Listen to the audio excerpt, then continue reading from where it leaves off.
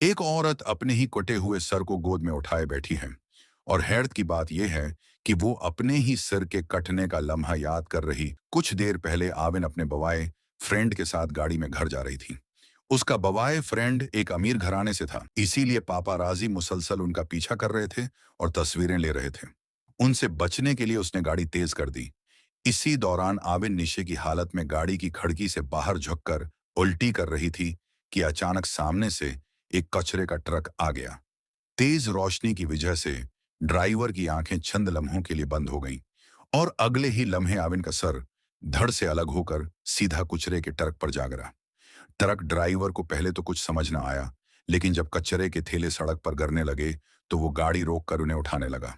अचानक उसकी नजर एक औरत पर पड़ी जो कुचरे के ढेर में कुछ तलाश कर रही थी। जैसे ही वो सीधी खड़ी हुई, ड्राइवर के होश उड़ गए, क्योंकि वो एक बेसर भूत थी। ड्राइवर खौफ से वहां से भाग निकला, जबकि वो औरत अपना कट्टा हुआ सर हाथों में लिए खामोशी से सड़क पर खड़ी रही। कुछ ही देर बाद आविन की लाश को मुर्दा खाने पहुंचा दिया गया और उसकी रूह भी वहीं आ पहुंची। वहां उसकी मुलाकात एक ऐसे शख्स से हुई जो उसकी लाश को आखिरी रसूमात के लिए तैयार कर रहा था।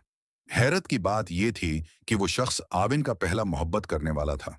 अपने पहले इश्क को देखकर आविन ने फौरन अपना सर दोबारा जिस्म पर रख लिया ताकि कम अज कम वो नॉर्मल दिखाई दे।